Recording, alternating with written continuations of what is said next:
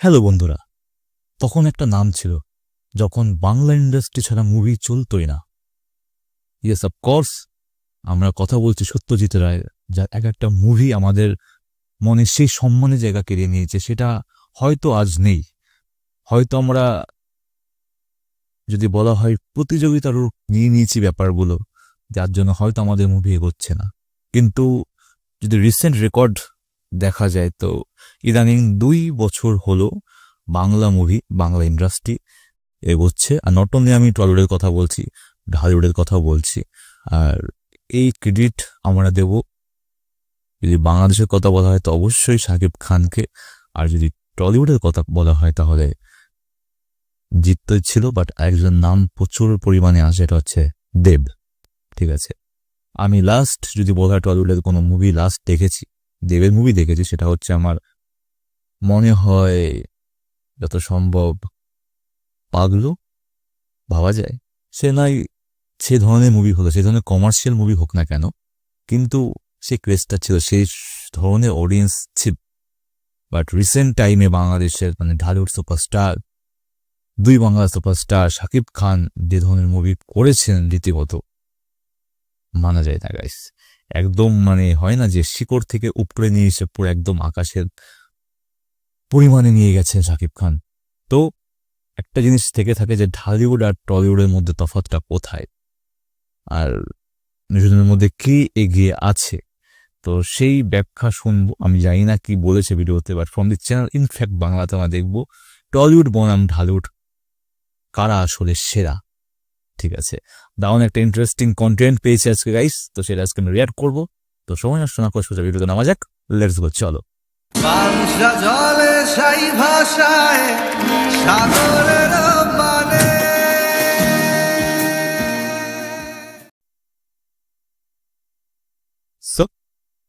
দেখা যাক কি বলেন, লেটস গো। 2 বাংলা 2 ইন্ডাস্ট্রি, একদিকে গঙ্গার তীরের কলকাতা অর্থাৎ টলিউড, গঙ্গার তীরের কলকাতা, ওকে টলিউড, অন্যদিকে পদ্মার তীরের ঢাকা অর্থাৎ। দারুণ এক্সপ্লেনেশন, দারুণ দারুণ, কারণ দুটো নদী, 2 জায়গারই ঐতিহ্য, ঢাকার পদ্মা আর কলকাতার Ganga. Let's go. Dhallywood Bangla cinema হয় এই 2 জায়গায়, আর এই 2 জায়গার মানুষই বাংলা বলে, বাংলা বোঝে, কিন্তু সিনেমার ধরন, গল্প বলার ভঙ্গি আর দর্শকের রেসপন্স সবকিছুতেই রয়েছে আলাদা ছাপ। এটা একদমই কারেক্ট। 2 নাম, 2 ধারা আর 2 স্বপ্ন। একদিকে classic periodic family drama, gangster thriller এবং থিয়েটার ঘরানার প্রভাব, তো অন্যদিকে অ্যাকশন, কমার্শিয়াল, গ্ল্যামার আর স্টারডামের রাজত্ব। কিন্তু প্রশ্ন একটাই, কে আসলে এগিয়ে, কে বস আর কে রাজার রাজা? আজ আমরা মুখোমুখি বসাবো এই 2 ইন্ডাস্ট্রিকে। আজ কোনো আবেগ নয়, শুধু তথ্য, বিশ্লেষণ আর বাস্তবতা নিয়ে কথা ওকে, লেটস গো। কাদের stardom, story telling, industrial vision এবং অডিয়েন্স কানেকশন সব থেকে বেশি। সবকিছু মিলিয়ে জানার চেষ্টা করা হবে কোন ইন্ডাস্ট্রি সত্যিকার অর্থেই সেরা। আচ্ছা, যেহেতু আমরা জানি বর্তমানে কম্পিটিশনের যুগ, তাই আমি গত 4 বছরে এই 2 ইন্ডাস্ট্রিতে মুক্তি পাওয়া সিনেমাগুলো অ্যানালাইজ করে আপনাদের সামনে তুলে ধরে এটা বিবেচনা করার চেষ্টা করব যে আসলেই কোনটা সেরা, ওপার বাংলার টলিউড নাকি এপার বাংলার ঢালিউড। এবং এই ভিডিওর শেষে আমি কিছু কথা বলবো, লেকিন শুরু করনে সে পহলে যারা প্রতিনিয়ত আমার ভিডিও দেখে, নিঃসন্দেহে, হ্যাঁ নিঃসন্দেহে তাদের চয়েস অনেক ভালো। যতই তুমি তেল মারো তলায়, লাইক একটাও দেব না। আরে সাসা, এই একটা কথা বলে, এই কথা তুমি কবে বললা? So without wasting any more time, video শুরু করা যাক। And this is going to be a very interesting ওকে শুরু করা যাক। ভিডিও শুরু করার আগে চ্যানেলটা সাবস্ক্রাইব করুন। আরে বাহ, আপনাকে থ্যাংক ইউ।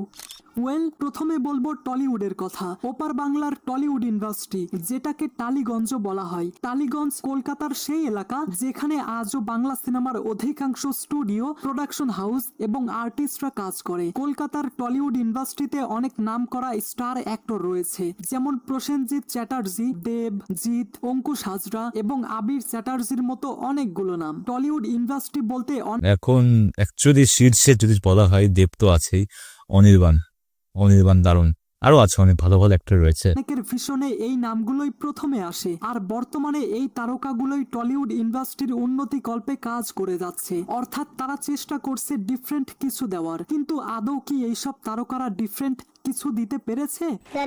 ওয়েল, যদি এইসব তারকার লাস্ট 4 বছরের সিনেমা অ্যানালাইজ করা হয়, তাহলে বিগত 4 বছরে প্রসেনজিৎ চ্যাটার্জির 10টা সিনেমা মুক্তি পেয়েছে। আর সাম্প্রতিক সময়ে রিলিজ পাওয়া তার মালিক সিনেমাটি আমি এই তালিকা থেকে বাদ দিয়েছি, কারণ সেটা হিন্দি সিনেমা। যাই হোক, 2021 সাল থেকে 2025 সাল পর্যন্ত প্রসেনজিৎ চ্যাটার্জির 10টা সিনেমা মুক্তি পেয়েছে, যেই সব সিনেমার টোটাল বক্স অফিস কালেকশন প্রায় 10 কোটি 3 লক্ষ টাকার মতো, যেটা বাংলা টাকায় কনভার্ট করলে হয় 13 কোটি 8 লক্ষ টাকা। বাই দা ওয়ে, প্রত্যেকটা সিনেমার স্পেসিফিক থিয়েটার কালেকশন না পাওয়া গেলেও আনুমানিক মূল্যায়নের মাধ্যমে মোট আয়ের ধারণা পাওয়া যায়। আর আমি সব কালেকশন অনলাইনের বিভিন্ন প্ল্যাটফর্ম থেকে কালেক্ট করেছি, তাই এখানে কিছুটা ভুল হলে আপনারা একটু অ্যাডজাস্ট করে নিন, ঠিক আছে?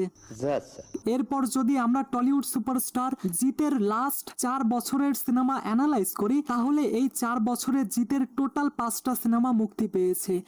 2021-এ বাজি, 22-এ রাবণ, 23-এ চেঙ্গিস আর মানুষ এবং লাস্ট 2024-এ বুমেরাং মুক্তি পেয়েছে। আর এর মধ্যে শুধুমাত্র 4টা সিনেমার বক্স অফিস কালেকশন অনলাইনে অ্যাভেলেবল রয়েছে, যেমন চেঙ্গিস 5 কোটি 29 লক্ষ টাকা, মানুষ 10 কোটি 5 লক্ষ টাকা, রাবণ 3 কোটি টাকা এবং বুমেরাং 4 কোটি 72 লক্ষ টাকা। এবং এই সমস্ত সিনেমার যোগফল হয় 23 কোটি 6 লক্ষ ইন্ডিয়ান রুপি, যেটা বাংলা টাকায় কনভার্ট করলে হয় 29 কোটি 24 লক্ষ টাকা। অর্থাৎ গত 4 বছরে জিতের 5টা সিনেমার বক্স অফিস কালেকশন অ্যাপ্রক্সিমেট 35 কোটি পার হয়ে গেছে।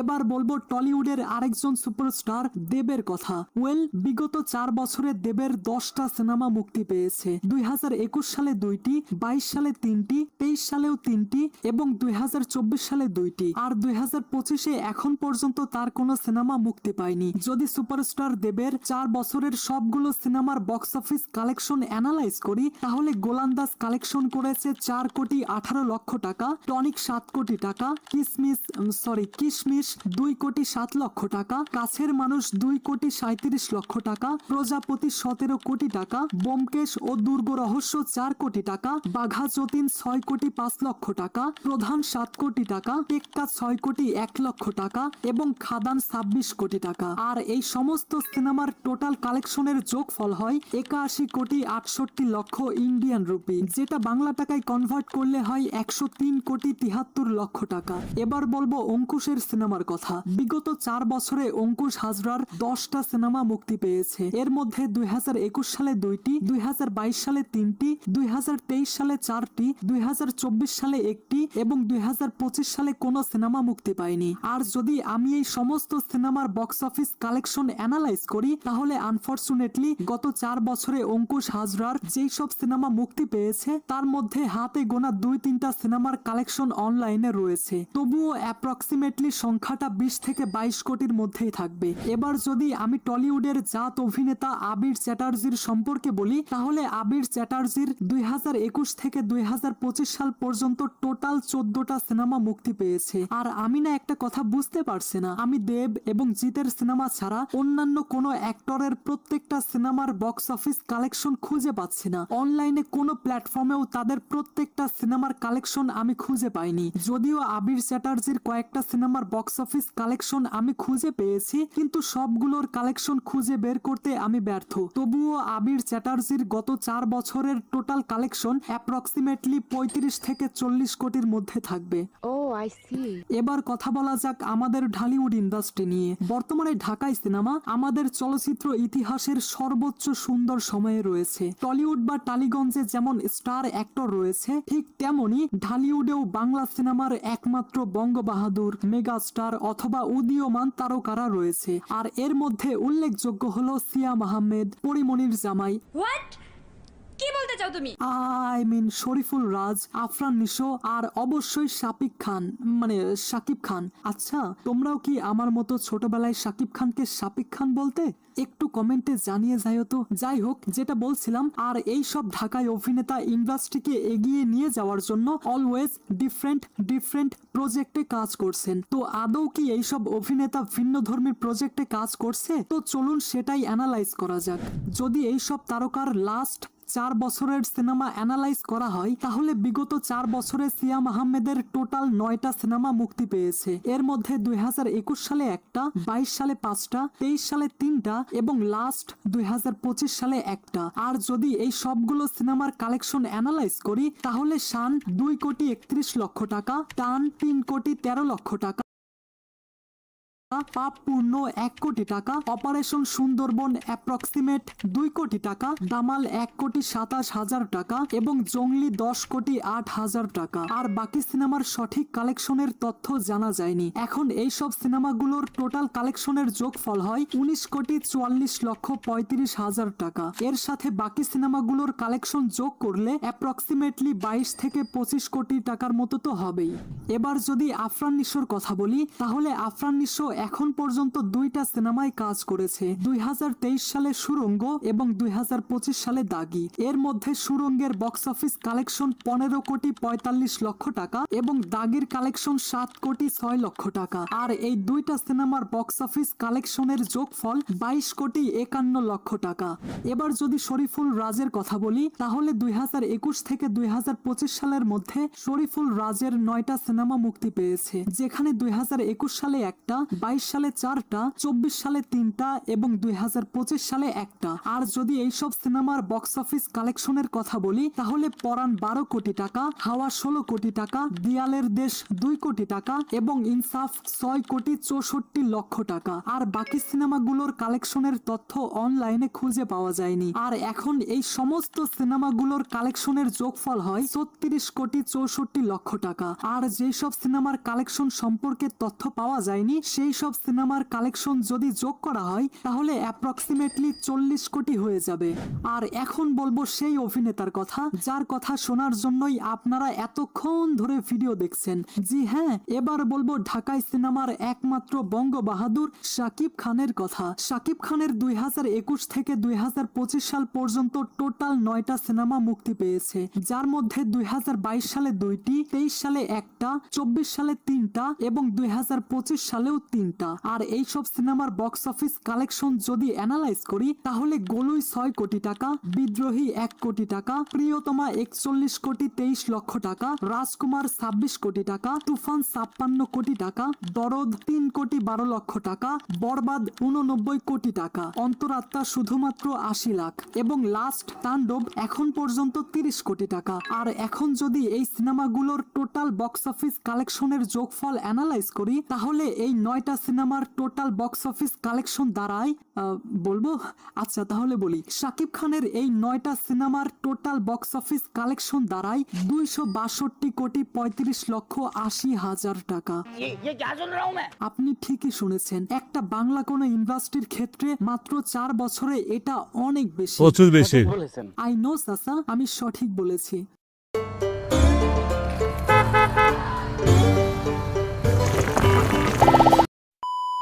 তো এবার কথা বলবো কোন ইন্ডাস্ট্রির stardom, story telling, industrial vision এবং অডিয়েন্স কানেকশন সব থেকে বেশি। বলো বাবাজি। টলিউডে প্রসেনজিৎকে সুপারস্টার বলা হয় 90 দশক থেকে। এরপর এসেছেন দেব, জিৎ, সোহম, পরমব্রত, অঙ্কুশ, আবির এবং যিশু সেনগুপ্ত সহ অনেকে। তবে টলিউডের স্টারডম বেশ সীমিত, তাদের মূল ফ্যানবেস পশ্চিমবঙ্গ কেন্দ্রিক। বড় স্টারদের অনেক সিনেমা ঈদ বা পূজা ছাড়া 5 কোটি রুপিও পেরোয় না। তবে সাম্প্রতিক সময়টাতে সুপারস্টার দেব এবং জিতের স্টারডম ওপার বাংলা ছাড়িয়ে এপার বাংলাতেও চলে এসেছে, যেটা সম্পর্কে আপনারা অলরেডি অবগত।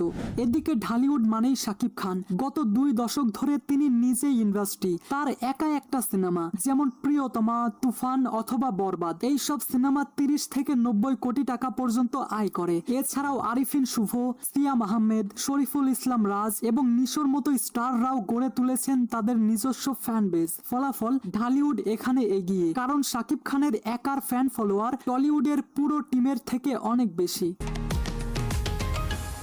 টলিউডে একসময় বেশি সাহিত্য নির্ভর গল্প, পারিবারিক দ্বন্দ্ব বা রিভেঞ্জ টাইপের সিনেমা বানানো হতো, কিন্তু সময়ের পরিসাজে তারা তাদের ইন্ডাস্ট্রিকে এগিয়ে নিয়ে যাওয়ার জন্য অনেক ভিন্নধর্মী ফর্মুলা অ্যাপ্লাই করেছে তাদের সিনেমায়, যেটার প্রমাণ হিসেবে আপনি জিতের মানুষ, চেঙ্গিজ অথবা দেবের খাদান সিনেমাটি দেখতে পারেন। সাম্প্রতিক সময়টাতে টলিউডের স্টোরি টেলিং ভিন্নধর্মী কিছুর আভাস দেয়। এদিকে ঢালিউড বরাবরই আবেগ, প্রেম, অ্যাকশন এবং সামাজিক বার্তার গল্পে বিশ্বাসী। কিন্তু চাচা, একটা কথা আপনি মানেন আর না মানেন, 2023 সালের প্রিয়তমার পর থেকে বাংলা সিনেমার রেভলিউশন নতুন করে শুরু হয়েছে। প্রিয়তমার স্টোরি টেলিং এতটাই নিখুঁত এবং সুন্দর ছিল যেটা সমস্ত অডিয়েন্সদের মুগ্ধ করেছিল। আর শুধুমাত্র প্রিয়তমাই নয়, এরপর শাকিব খানের যতগুলো সিনেমা মুক্তি পেয়েছে প্রত্যেকটা সিনেমার স্টোরি টেলিং একেবারে টপ নচ। এখন শাকিব খানের সিনেমার পোটেনশিয়াল এতটাই হয়ে গেছে যে তার সিনেমা 100 কোটি কালেকশন করার ক্ষমতা বা পোটেনশিয়াল রাখে।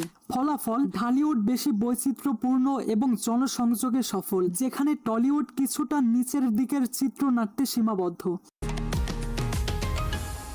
টলিউড একসময় ভারতের 3য় বৃহত্তম ইন্ডাস্ট্রি ছিল, কিন্তু এখন তারা রিজিওনাল মার্কেট বা একটা সীমাবদ্ধ মার্কেট কেন্দ্রিক। ওটিটি প্ল্যাটফর্মে কিছু সফলতা থাকলেও বড় বাজেট, আন্তর্জাতিক সিনেমা বা বলিউডে তেমন একটা প্রভাব নেই। এছাড়া প্রযোজনা হাউসের সংখ্যা কম, ইন্ডাস্ট্রির উপর রাজনৈতিক নিয়ন্ত্রণ বেশি, যার ফলে স্বাধীন ভিশন বা out of the box vision বাস্তবায়ন অনেক কঠিন। কিন্তু এদিকে ঢালিউড ধীরে ধীরে দক্ষিণ এশিয়ার অন্যতম গতিশীল ফিল্ম ইন্ডাস্ট্রিতে পরিণত হচ্ছে। একদিকে যৌথ প্রযোজনা আর অন্যদিকে শাকিব খানের মতো একজন পাওয়ারফুল মেগা স্টার। আর ঢালিউড নতুন নতুন থিম এবং গ্লোবাল রিলিজ প্ল্যান নিয়ে এগিয়ে যাচ্ছে, যেটা ওপার বাংলা অর্থাৎ টলিউডে এখনো খুবই বিরল। ফলাফল ঢালিউড বর্তমানে অনেক বেশি ফিউচার ফোকাসড, যেখানে টলিউড অনেকটা পুরনো ধাঁচেই আটকে আছে। তোমার কথা শুনে মনে হইতেছে তুমি বিরাট জ্ঞানী মানুষ হয়ে গেছো। ওভারঅল টলিউড দর্শক সীমিত, মূলত তাদের অডিয়েন্স হচ্ছে পশ্চিমবঙ্গ এবং কিছু বিদেশি বাঙালি। তাদের সিনেপ্লেক্স ভিত্তিক দর্শক অনেক বেশি এবং তারা ধীর, বুদ্ধিভিত্তিক গল্প পছন্দ করে। তবে এই ফ্যান বেস অনেক ছোট এবং স্পেসিফিক। এদিকে ঢালিউডের সিনেমা দেশের প্রত্যন্ত অঞ্চলে অটোরিকশা চালক থেকে শুরু করে বিশ্ববিদ্যালয় পড়ুয়া পর্যন্ত সবার হৃদয় স্থান করে নিয়েছে। কিছু মনে করবেন না, আপনি বেশি কথা বলেন। আরে চাচা, এই একটা কথা বলে, এই কথা তুমি কবে বললা? তো গাইস, আপনাদের কি মনে হয়, আপনাদের মতে কোন ইন্ডাস্ট্রি বর্তমান সময়টাতে এগিয়ে রয়েছে? আপনাদের মতামত অবশ্যই কমেন্টে জানিয়ে যাবেন। So I hope you like this video. If you like this video then subscribe to my. ভালোই দারুণ ইনফরমেশন গ্র্যাব করেছে। অ্যাকচুয়ালি এটাই সত্য, ঠিক আছে, বাট সমস্যা হচ্ছে কম্পারিজনটা। ঢালিউডের সাথে টলিউডে একদম কম্পারিজন হয় না, কারণ টলিউডে যদি ব্যাপারটা বলা হয় সেটা অডিয়েন্স একদমই কম, ফ্যান বেস একদমই কম। সামান্য একটা দেশের সাথে একটা রাজ্যের তুলনা করছো, এটা ইম্পসিবল। আর ঢালিউড যে সাপোজ স্টোরি লাইন দিক থেকে টলিউড শুরু থেকে শেষ পর্যন্ত ঢালিউডের কিছু কিছু মুভি বাদ দিয়ে, ঠিক আছে, কিছু কিছু মুভি বাদ দিয়ে যদি বলা হয় বাংলাদেশের কিছু কিছু মুভি বাদ দিয়ে ইদানিং কাজ করছে, স্টোরি টেলিং এর দিক থেকে বলো কাজ করছে, ঠিক আছে। বাট টলিউড যেহেতু নিজেদের দেশেরই মাঝখানে জড়িয়ে গেছিল কপি করতে গিয়ে, আমাদের সাউথের অনেক মুভি কপি করা হয়েছিল, বাট এখন ইদানিং দিক থেকে এটা বলে না, বিগত 3 বছর বা 2-3 বছর ধরে হচ্ছে যে দুটো ইন্ডাস্ট্রি খাটছে তাদের নিজস্ব অরিজিনাল স্টোরি লাইনের দিকে যদি বলা হয়। কিন্তু ঘুরে ফিরে দেখতে গেলে কিন্তু কিছু কিছু জিনিস আমরা ইন্সপায়ার হয়েছি, কপি বা ইন্সপায়ার করা, যে কোনো কোনো জিনিস কোনো কোনো সিন দেখলে মনে হয় যে না এটা কোনো মুভিতে এরকম সেম সিন আছে, এরকম ফিল হয়, বাট গল্পটাকে ওখানে মুড়িয়ে দেওয়া হয়। তো ভিডিও অনেক বড় হয়ে গেছে গাইস, এই ছিল আজকের মতো। আবার দেখা হবে নেক্সট ভিডিওতে। টাটা, সবাই।